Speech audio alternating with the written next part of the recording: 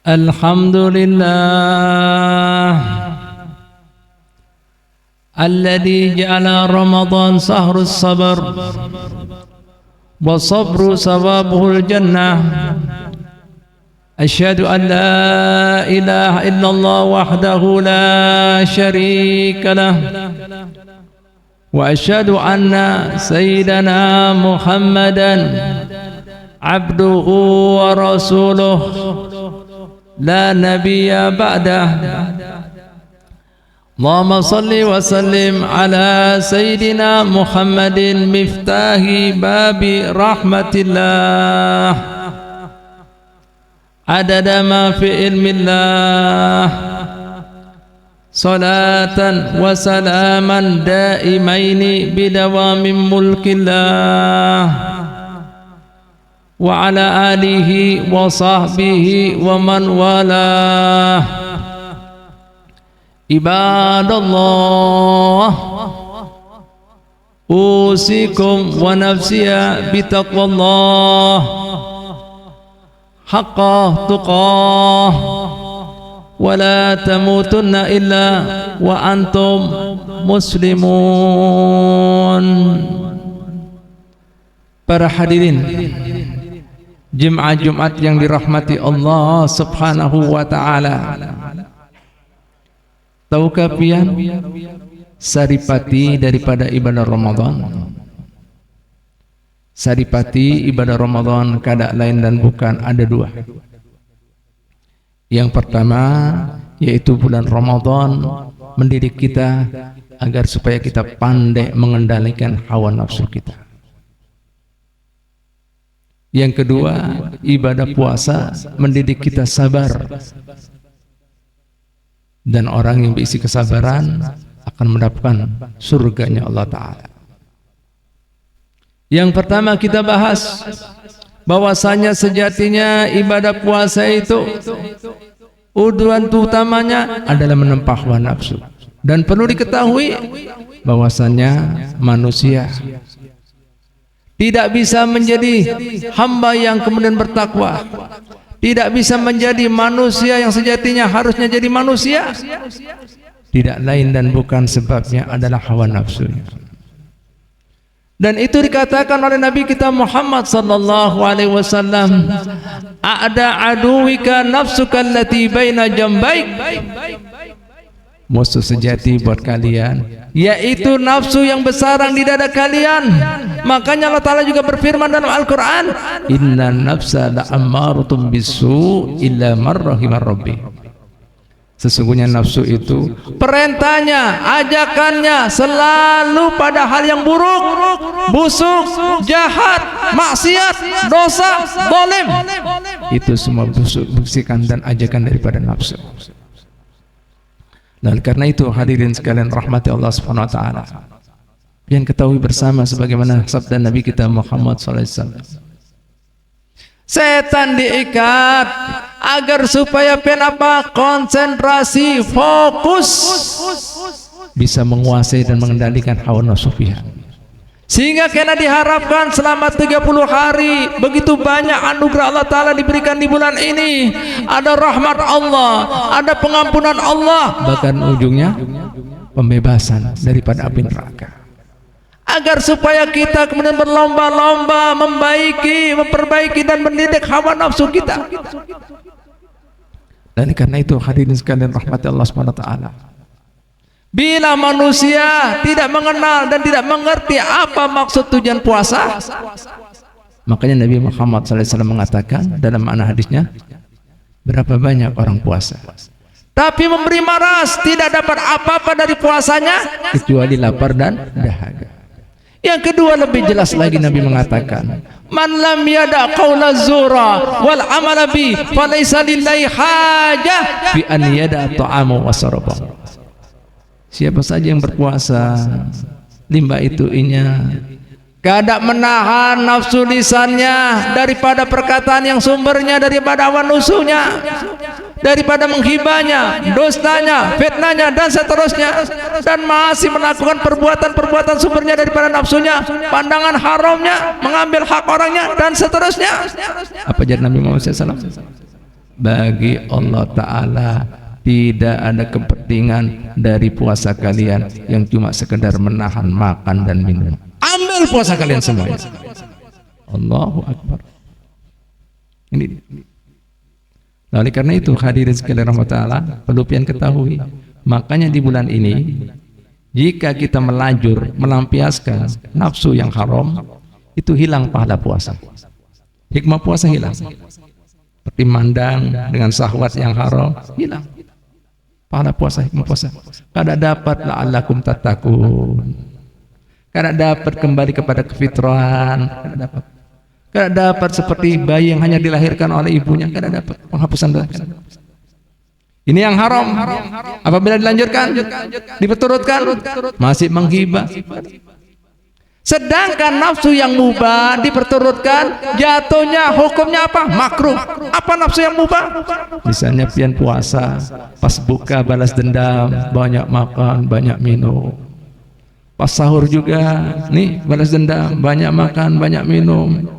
3 mangkok bakso, 2 piring rawon, tambah kun bingkang, 2 kotak. Makruh. Goreng aja, mandi aja, makruh. Sampai seperti itu hukum. Makanya ketika Nabi Muhammad SAW apabila ada orang-orang yang menyebabkan kita terpancing hawa nafsu kita, disuruh mengingatkan, Allahumma inni shaim, sesungguhnya ulun puasa, kita ini puasa. Supaya apa?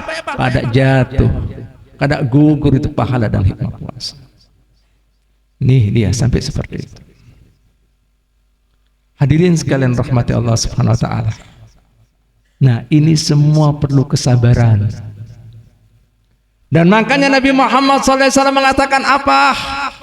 Ramadan itu bulan sabar, dan sabar itu adalah ganjarannya surga. Gimana sabar seperti apa yang membuatkan seseorang masuk surga? Nah, ini banyak orang kadang mengerti.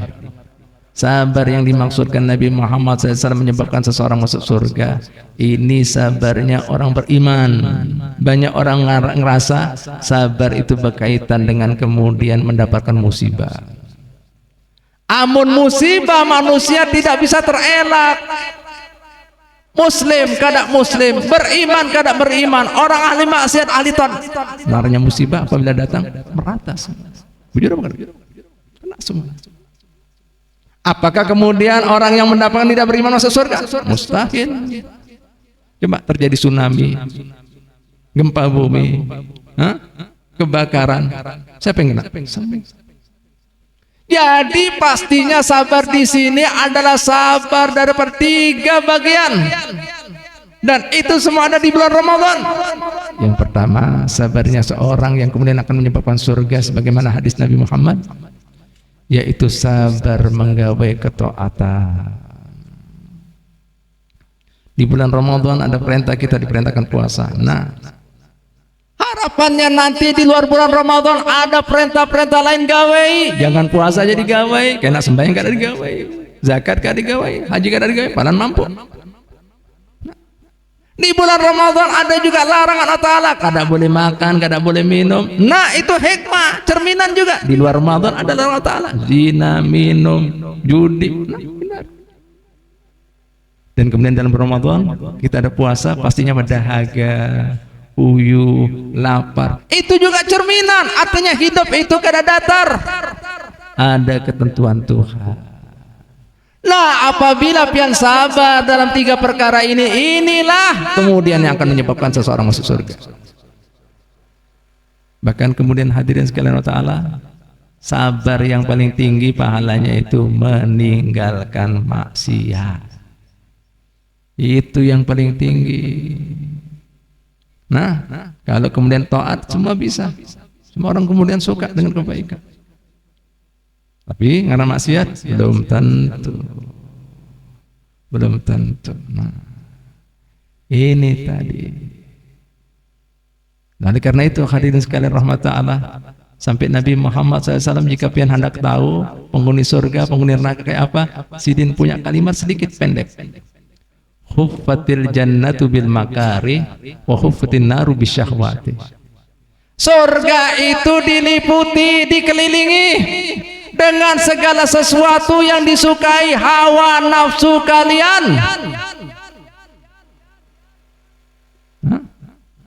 Surga itu dikelilingi dengan segala yang tidak disukai oleh hawa nafsu kalian. Jadi seandainya ada orang yang selalu melawan hawa nafsunya, dibiasakan taat, meninggalkan maksiat, itu penghuni surga. Wa huffatin nar, sementara neraka itu diliputi oleh segala sesuatu disukai hawa nafsu kalian. Jadi orang yang kadang mau sembahyang, taat ibadah, selalu melakukan kemudian di tanah, nah itu tandanya penghuni neraka. Kenapa kadang sabar menggawe taat, kadang sabar meninggalkan maksiat. Ini dia. Paham hadirin sekalian rahmat Allah. Dan itu semuanya tentunya apa? Melewati tahapan melawani hawa nafsu kita. Sebagai finishingnya, Nabi Muhammad SAW mengingatkan supaya kita melakukan itu semuanya, tidak terbujuk, tidak terayu oleh hawa nafsu. Nah, itu dilakukan dengan keikhlasan, bukan dengan riya, ingin dipandang manusia, ingin dipuji manusia, ingin mendapatkan tempat di sisi hati manusia.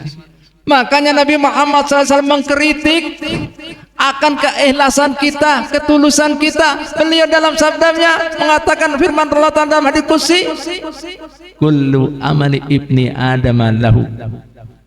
Setiap amal kebajikan, setiap ketaatan yang dilakukan anak cucu Adam itu sejatinya gesan dirinya sorong, lain gesan aku. Ajib. Jadi sholat kita, zakat kita dikritik Allah Ta'ala, haji kita, umroh kita, sedekah kita itu buat dirinya, lain buat aku. Oh, kenapa ya Rob? Apa yang diakui Allah Ta'ala? Illa sum, kecuali ibadah puasa. Fa innahu li, itu baru bujur-bujur buat aku. Wa ana azibi, aku seorang memberikan pahalanya. Kenapa, Pak? Karena ibadah selain puasa itu masih bisa ada orang melihatnya. Nah, sehingga kan mau kada mau ngaranya manusia.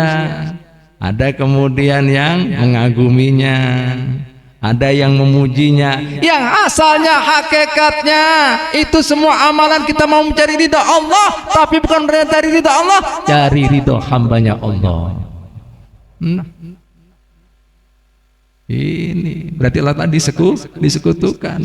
Makanya Nabi Muhammad SAW mengatakan apa? Akhwafu ma akhwafu alaikum, aku yang paling takut, paling khawatir atas kalian asyirkul asghar, syirik yang kecil, syirik yang tersembunyi.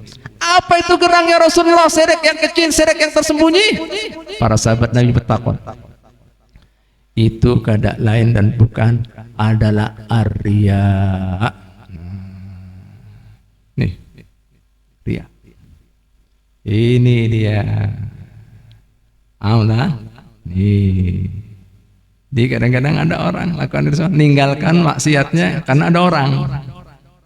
Nah, gawe ketaatan karena ada orang. Pun kada ada, santai-santai kada sembahyang. Bujur kada? Ada apa kada orang? Banyak. Nah, pun puasa kada ada gerakannya, kada ada tempatnya. Nah, antara pian Allah Ta'ala. Makanya bahari kita ketika halus-halus kan ada sahur 4 sahur, buka 4 buka, mun kada tahan masuk kamar mandi, makan minum. Nah ini dia. Nah, ikhlas. Ini banyak orang kada ikhlas berarti. Nah ini pendidikan puasa supaya sempurna kita menggawe taat kita tadi, meninggalkan maksiat dan menerima ketentuan Allah, dibarengi, di finishing, ditutup dengan ikhlas. Ini baru. Mudah-mudahan kita termasuk orang-orang yang bujur-bujur mendapatkan pelajaran daripada ibadah, hikmah ibadah puasa, bujur-bujur menjadi orang sabar. Sabar di sini bukan menerima ketentuan Tuhan aja. Nah, semua orang menerima itu. Tapi sabar yang bakal masuk surga, sabar membawa taat, sabar meninggalkan maksiat, baru menerima ketentuan Allah Ta'ala, takdir tadi. Nah, supaya itu tidak sia-sia, dihiasi, di finishing dengan amal keikhlasannya. Nah, ini baru kemudian akan diterima lawan Allah Subhanahu wa taala. Mudah-mudahan kita termasuk orang-orang yang mendapatkan semua kebaikan ya, ibadah di bulan Ramadan dari awal hingga akhirnya, dan dipertemukan dengan Ramadan yang lainnya dalam keadaan sehat walafiatnya, sehingga kemudian hidup kita selalu bisa berparak Allah taala untuk menggapai berkah dan ridhonya. Amin amin ya rabbal alamin. Alhamdulillah wassalatu wassalamu ala rasulillah sayyidina Muhammad bin Abdillah. Ibadallah, usikum wa nafsi bittaqwallah haqqa tuqah. Inna ahsanal kalam kalamullah wa bi yahtadil muhtadun. A'udzu billahi minasy syaithanir rajim. Bismillahirrahmanirrahim.